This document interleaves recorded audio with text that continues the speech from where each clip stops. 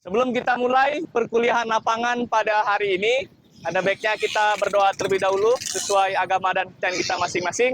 Berdoa dipersilakan.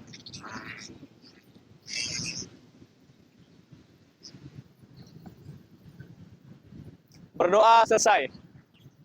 Selamat pagi semuanya. Gimana keadaannya, sehat? Sehat ya. Hari ini sepertinya semua mahasiswa masuk ya.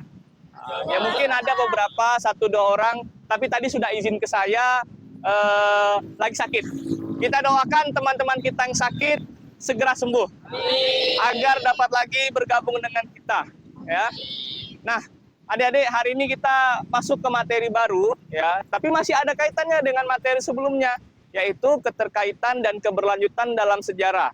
Nah, sebelum itu di materi sebelumnya, adik-adik masih ingat sejarah itu peristiwa yang tidak statis. Maksudnya apa? Ada yang bisa? Silakan. Kalau dalam konteks sejarah, konsep tidak statis itu berarti bahwa sejarah dan entitas dalam sejarah seperti organisasi, masyarakat, ideologi mengalami perubahan dan dinamika seiring waktu. Ya, betul ya. Jadi sejarah itu tidak pernah berhenti, tidak pernah statis, tapi terus berlanjut. Itulah yang ingin kita pelajari sekarang, bahwa ada keterkaitan dan keberlanjutan dalam sejarah. Oke, kemarin kalau nggak salah saya sudah bagikan kelompok ya kepada Anda ya. Nah, sekarang kita lanjutkan materi tentang pergerakan kebangsaan di Kalimantan Barat. Yang kita bahas sekarang adalah organisasi Sarekat Islam dan organisasi Sarekat Rakyat. Kemarin kelompok 1, silahkan siapa yang bisa menampilkan Sarekat Islam ke Sarekat Rakyat seperti apa? Kelompok 1, silakan Kak. Yang lain dengar ya. Awal berdirinya Serikat Islam dan Serikat Rakyat. Serikat Dagang Islam didirikan oleh Haji Samhudi di Solo pada 16 Oktober 1905 untuk membela kepentingan ekonomi pedagang Muslim pribumi yang kalah bersaing dengan pedagang Tionghoa. Pada 11 September 1912, Haos Tjorkominoto bersama Hasan Ali Surati mengubah SDI menjadi Serikat Islam atau SI di Surabaya, memperluas tujuan organisasi dari sekadar ekonomi menjadi perjuangan sosial dan politik. Ya, oke. Jadi Sarekat Islam awalnya adalah organisasi Sarekat Dagang yang sampai tadi disampaikan oleh kelompok 1 ya, bahwa Sarekat Dagang itu kemudian pada tahun 1912 berubah menjadi Sarekat Islam. Tidak lagi menggantungkan pergerakannya pada perdagangan, tapi juga pada bidang sosial dan politik ya. Nah, sekarang yang kelompok 2 ada yang ingin menyampaikan perubahan dari Sarekat Islam di Kalimantan Barat ke Sarekat Rakyat. Siapa tadi kelompok 2 ya? Silakan Bang.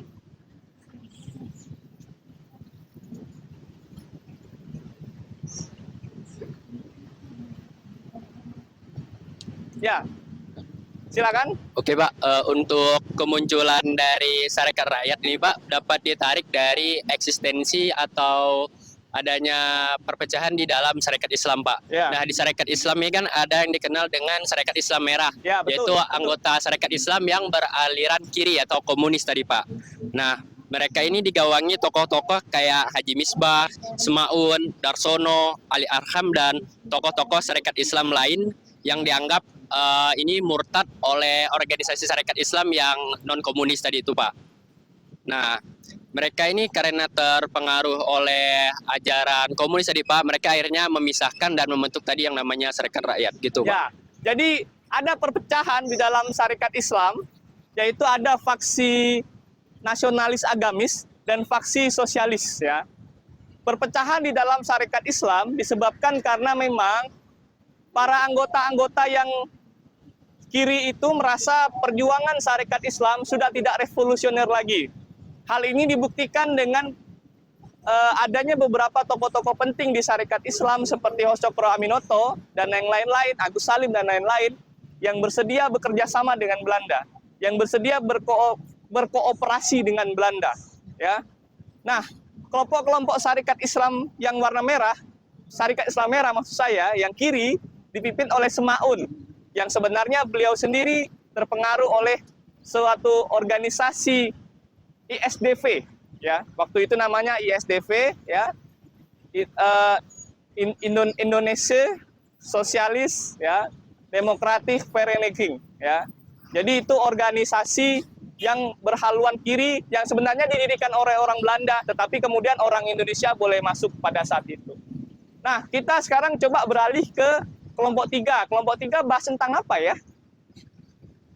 Tokoh SR, Pak. Tokoh-tokoh SR. Oke, sekarang kita pindah ke sana. Di sana kalau tidak salah saya ada relief gambar-gambar tokoh SR.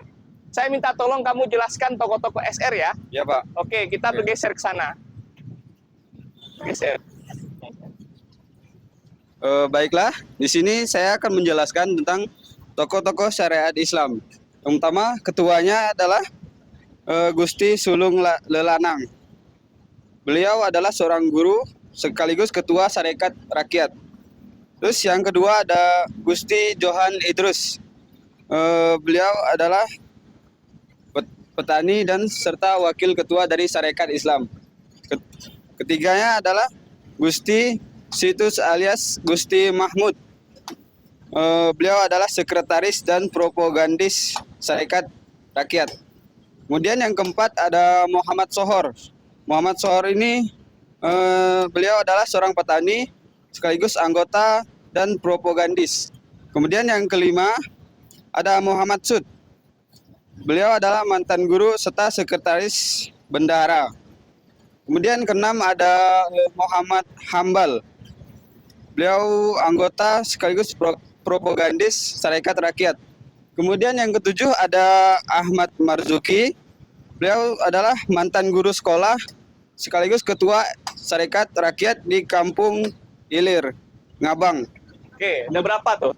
Sudah ada 7, Pak. Oke, bacakan lagi. Ada berapa? Yang penting-penting saja. Yang ke-8 itu ada Mustafa.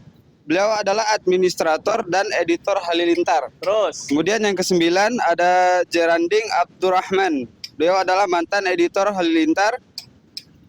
Kemudian yang ke-10 10 ya. ada Gusti Hamzah. Gusti Hamzah. Beliau adalah pelayan komisaris Sarekat Rakyat dan anggota PPKI 11. Anggota PPKI. Mungkin maksudnya anggota PKI ya. Iya, Pak. Nah, lanjut.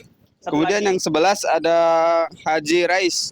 Beliau adalah penulis di kantor pajak sekretaris bendahara Sarekat Rakyat Pontianak. Oke, tadi udah dibacakan 11 tokoh Sarekat Rakyat ya, macem-macem. Ada orang Landa, ada orang mana lagi tadi? Ada Orang Simpang. Simpang. Orang Simpang kan, orang Kayong Utara kan. Iya, Pak. Ada yang orang Pontianak, ada yang dari luar, macem-macem. Jadi tokoh-tokoh Sarekat Rakyat ini dari berbagai latar. Bahkan di antara mereka ada yang sebenarnya kalangan kerajaan. Dibuktikan dengan adanya kalangan Gusti. Nama-nama Ya, Gusti itu kan berarti kalangan kerajaan. Itu berarti Sarekat Rakyat itu ya, dia tidak memperdulikan, tidak melihat siapa kamu dan latar belakang.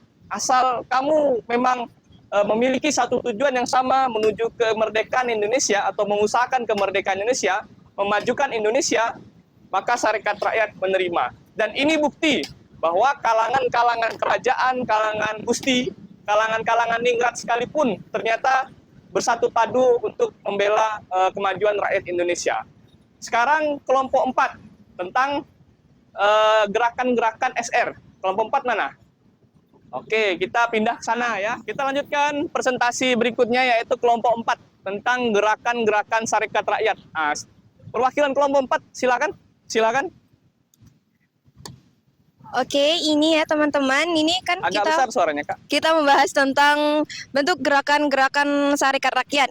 Nah, gerakan-gerakan Sarekat Rakyat ini menyebarkan tentang ide-ide revolusioner melalui pamflet, surat kabar, atau pidato dan rapat umum. Nah, ini kayak ada surat kabar juga nih. Oh iya. Saya juga megang surat kabar, ini kayak contohnya.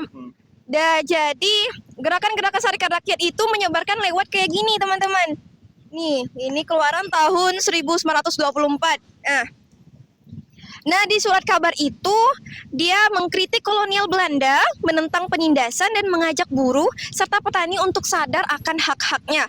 Lalu anggota SR juga memberi pemahaman kepada rakyat kecil tentang eksploitasi ekonomi yang dilakukan pemerintah kolonial. Nah, SR juga sering mengorganisir mogok kerja, protes buruh, dan demonstrasi menentang kebijakan kolonial. Nah, SR ini menjadi basis dari PKI, yang dimana PKI itu dipimpin oleh Semaun, ya anggota termuda yang mungkin usianya masih 20-an. Nah, SR ini berfokus pada gerakan pada golongan petani, buruh, rakyat miskin, dan bukan kalangan elit. Baik Pak, terima Ya, kasih. Terima kasih. Siapa namanya Mbak? Safira Intanuraini Pak. Safira. Jadi yang disampaikan oleh kelompok 4 yang diwakili oleh Mbak Safira itu benar sekali ya. Sarekat Rakyat itu organisasi yang tidak melakukan gerakan dengan cara fisik. Ingat, era pergerakan kebangsaan, era pergerakan nasional sudah tidak lagi perlawanan fisik, tapi perlawanan secara politik, perlawanan secara agitasi, perlawanan secara tulisan, dan itu dilakukan oleh Sarekat Rakyat. Sarekat Rakyat tidak megang senjata, tapi dengan tulisan-tulisan di surat kabar yang mereka kelola seperti Halilintar dan Halilintar Hindia, Berani dan sebagainya, mereka coba menginsafi rakyat bahwa kolonialisme itu kejam dan masyarakat harus bangkit, bersatu dan sadar untuk memajukan Indonesia secara bersama. Ya. Dan koran-koran ini membuat Belanda itu marah karena banyak sekali kecaman-kecaman yang dilakukan oleh Sarekat Rakyat di koran-koran ini, termasuk tokoh-tokoh yang tadi kelompok 3 sebutkan ya. Nah, sebenarnya selain gerakan melalui pers, Sarekat Rakyat juga bergerak dalam bidang lain. Nah, Sarekat Rakyat di Pontianak itu sampai mendirikan sebuah perpustakaan dan klub debat. Apa maksud didirikannya klub debat? Agar anggota-anggotanya itu punya dialektika yang bagus, agar anggota-anggotanya itu memiliki gaya berpidato atau kemampuan berpidato dengan baik. Nah, itu di zaman-zaman muda seperti Anda dulu ya, seperti Anda sekarang ini, dulunya mereka juga seperti itu. Mereka tidak kuliah, tapi mereka belajar di masyarakat dan belajar bersama-sama seperti itu. Kita lanjutkan ke kelompok 5, tapi kita pindah ke sana. Oke, baik. Kita lanjutkan perkuliahan kita. Nah, tadi sudah sampai kelompok 4 yang membahas tentang bentuk-bentuk gerakan Sarekat Rakyat. Nah, sekarang kita bahas ke kelompok 5. Tentang apa, Bang, kelompok 5? Tentang penangkapannya, Pak. Penangkapan tokoh-tokoh SR. SR. Nah, tadi saya jelaskan, gara-gara Belanda itu marah, tulisan-tulisan di Sarekat Rakyat itu memang bikin Belanda nggak suka. Akhirnya Belanda menganggap tokoh-tokoh SR itu tokoh-tokoh yang berbahaya. Ya, sehingga mereka harus ditangkap dan diasingkan ke tempat yang jauh. Ya. Nah, silakan disampaikan oleh Abang siapa namanya? Abang Rival, Pak. Silakan. Baik ya, di sini saya akan menjelaskan tentang penangkapan tokoh-tokoh SR. Setelah pemberontakan PKI pada tahun 1926 sampai 1927, pemerintah Belanda menangkap ribuan tokoh Serikat Rakyat tanpa pengadilan dan membuang mereka ke Bovendijul, Papua. Tempat itu dipilih karena terpencil dan berbahaya. Para tahanan hidup dalam penderitaan, penyakit, dan fasilitas yang minim. Penindasan ini melemahkan SR dan PKI. Namun, Bovendijul kemudian menjadi simbol kekejaman kolonial serta penyemangat perjuangan kemerdekaan bangsa Indonesia. Baik, Pak. Ya, jadi tokoh-tokoh Sarekat Rakyat tadi yang disampaikan oleh Abang Rival. Ya, Pak. Abang Rival itu kemudian mereka ditangkap sekitar tahun 26 dan awal tahun 27. Nah, penangkapan tokoh SR ini sebenarnya masih ada kaitannya dengan pemberontakan PKI yang terjadi di Banten pada bulan Desember dan terjadi di Sumatera Barat pada awal tahun 1927. Nah, sebenarnya Sarekat Rakyat yang notabene adalah organisasi bawahan PKI, terutama yang di Pontianak, itu tidak melakukan pemberontakan bersenjata. Maksud saya perlawanan, ya, dalam perspektif Indonesia bukan pemberontakan, tapi perlawanan. Nah, tidak melakukan perlawanan di Pontianak. Tetapi Belanda memukul rata, semuanya berbahaya, semuanya harus ditangkap. Jadi tokoh-tokoh SR dimanapun di Indonesia, tokoh-tokoh kiri dimanapun di Indonesia, mau dia terlibat perlawanan atau tidak, Belanda berpikir sebagai bentuk preventif ya, atau pencegahan, maka semua tokoh SR ditangkap. Dan mereka kemudian dijatuhi hukuman pembuangan ke Bovendijul. Bovendijul itu sekarang di Papua. Ya, berada di Papua. Kalau tidak salah saya sekarang masuk provinsi Papua Selatan kalau nggak salah saya sekarang ya. Itulah mengapa Tugu yang adik-adik lihat di belakang itu ya dinamakan Tugu Digulis. Maksudnya untuk menghormati orang-orang, untuk menghormati pejuang-pejuang kita yang dibuang ke Bovendigul. Mereka yang dibuang ke Bovendigul dinamakan kaum Digulis.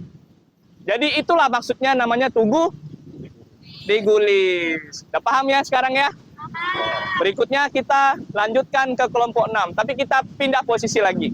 Oke, adik-adik, kita lanjutkan perkuliahan kita ya. Tadi kita sudah sampai kelompok 5 membahas tentang penangkapan tokoh-tokoh Sarekat Rakyat ke Bovendigul. Nah, Bovendigul berada sekarang di mana? Papua ya. Tepatnya provinsi Papua Selatan. Papua Selatan. Oke. Selanjutnya kita bahas tentang monumen atau tugu yang dipersembahkan untuk memperingati perjuangan mereka, yaitu Tugu Digulis. Nah, silakan kelompok 6 menyampaikan hasil diskusinya. Tugu Digulis yang berbentuk 11 batang bambu runcing tersebut pertama kali diresmikan oleh Gubernur Kalbar, Haji Sujiman pada 10 November 1987. Awalnya monumen tersebut diketahui hanya dicat berwarna merah dan putih, namun karena dianggap lebih seperti bentuk lipstik, maka pada tahun 2006 monumen Tugu Digulis mendapatkan renovasi dan berubah lebih mirip dengan bambu runcing seperti saat ini. Berdirinya 11 batang bambu runcing tersebut bukan tanpa sebab. Tugu tersebut sengaja dibangun untuk mengenang 11 tokoh pejuang yang dianugerahi gelar perintis kemerdekaan oleh pemerintah Republik Indonesia. Ya, jadi Tugu Digulis dibangun pada tahun 19 berapa tadi, Mbak? 1987. 1987 diresmikan oleh Gubernur Kalbar waktu itu ya. Nah, jadi kelompok 6 mudah menyampaikan tentang sejarah Tugu Digulis. Memang peristiwanya udah berpuluh-puluh tahun yang lalu, tapi tugu untuk memperingati Digulis, kaum-kaum Digulis, itu baru dibuat tahun 80-an dan diresmikan tahun 87. Adik-adik, saya bisa jelaskan sedikit mengapa baru dibangun tahun 80-an dan diresmikan tahun 87. Karena kawasan kita, kampus kita ini adalah kawasan yang baru dibuka oleh pemerintah Provinsi Kalbar. Ya, ini kawasan baru. Dulu Pontianak itu nggak sampai seluas ini, gitu ya. Dulu kampus Untan itu bukan di sini, tapi di sana, di tepi Jalan Imam Bonjol. Rektoratnya dulu justru di sana. Jadi perluasan kota, dibangunlah Tugu Digulis di bundaran ini. Ada maksud yang tersirat mengapa Tugu Digulis dibangun di dekat kampus, di pusat kota, dan berbentuk bundaran yang dilewati oleh banyak orang. Ya, keberadaan Tugu Digulis tersebut untuk masyarakat bisa atau masyarakat mampu meresapi bagaimana pejuang-pejuang, bagaimana tokoh-tokoh pendahulu kita, ya, datuk-datuk kita atau kakek nenek kita dahulunya berjuang mati-matian, berjuang dengan penuh kesadaran, menanggalkan statusnya sebagai kalangan bangsawan, agar adik-adik ini semuanya bisa sekolah sampai sekarang, bisa melanjutkan pendidikan. Ya, karena beberapa dari tokoh Digulis itu menjadi korban kekejaman Jepang. Beberapa di antara mereka seperti Gusti Sulung Lelanang, seperti Gusti Hamzah, dan yang lain-lain, itu menjadi korban Jepang dan ditangkap, dan makamnya dimakamkan di makam Juang Mandor. Mereka orang-orang yang tidak bersekolah tinggi, artinya mereka sekolah, tapi mungkin hanya sampai sekolah dasar atau sekolah menengah. Beberapa memang jadi guru, seperti Gusti Sulung Lelanang. Ya. Gusti Sulung Lelanang itu guru, adik-adik ini calon guru. Usia segitu udah sangat revolusioner sekali dia. Dan guru itu penggerak, waktu itu penggerak masyarakat, dan berharap agar ke depannya ya, anak-anak muda Kalimantan Barat, generasi-generasi nenek cucu-cucunya bisa melanjutkan perjuangan yang telah mereka rintis. Jadi ada korelasinya, gitu. Ada keberlanjutannya. Bahwa fakta sejarah, monumen sejarah itu digunakan untuk membangun kesadaran Anda.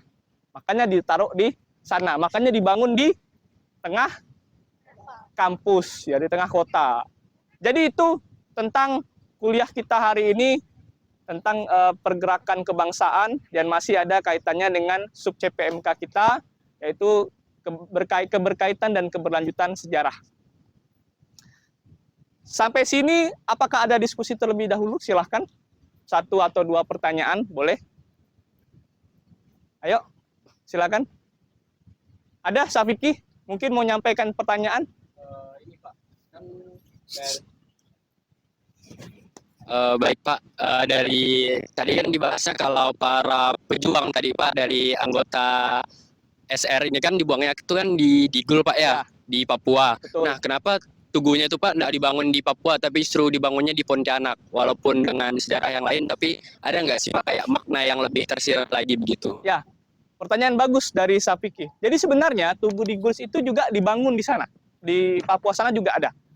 Dan kecenderungannya di Bovendigul itu bukan hanya dari Kalbar, tapi seluruh pejuang-pejuang yang oleh Belanda dianggap merah, dianggap kiri, dianggap membahayakan, yang dari Sumatera, yang dari Jawa, Kalimantan, dan beberapa dari Sulawesi juga dibuang ke Bovendigul sana. Ya, jadi di Bovendigul itu camp. Dia seperti camp konsentrasi. Seperti kayak gulag gitu Pak ya? Ya, seperti gulag, camp konsentrasi. Sebenarnya di Bovendigul itu penjara alam. Tidak ada di situ itu pagar yang tinggi, tidak ada. Tapi dia berada di tengah hutan. Dan Bovendigul itu sarang malaria hitam. Belanda ingin membunuh mereka dengan cara mati perlahan-lahan, yaitu dikenakan malaria. Konon malaria hitam ini malaria yang sangat dahsyat. Barang siapa yang bisa kena penyakit itu kalau tidak ditangani dalam waktu berapa bulan meninggal. Sampai-sampai, mohon maaf, air kencingnya warna hitam. Ya, kita nggak usah bayangkan. Anda mungkin zaman sekarang, alhamdulillah berkat perjuangan para pejuang sampai kemerdekaan, tidak ada lagi atau mungkin sekarang jarang orang-orang Indonesia yang kena malaria. Dulu kalau orang ke Papua belum kena malaria itu belum sah. Ya, sehingga banyak di antara mereka meninggal di Bovendigul karena tidak tertangani. Ya. Nah, jadi beberapa tempat lain di luar Pontianak juga ada tugu-tugu seperti itu. Di Sumatera juga ada, ya. Di Jawa juga ada. Jadi kebetulan di Kalimantan hanya Kalbar yang punya Tugu Digulis untuk mengenang perjuangan kaum Digulis tadi. Kalimantan lain tidak ada. Dan 11 tokoh yang tadi dibacakan oleh kelompok 3 ya, kelompok 3, itu tahun 70-an ditetapkan oleh pemerintah sebagai tokoh perintis kemerdekaan Republik Indonesia. Gitu ya, Safiki ya. Iya Pak. Nah, sampai sini mungkin ada yang bisa coba menyimpulkan perkuliahan yang telah kita ikuti hari ini kita lakukan. Siapa? Silakan. Yang bisa menyimpulkan tadi. Saya, Pak. Oh, silakan.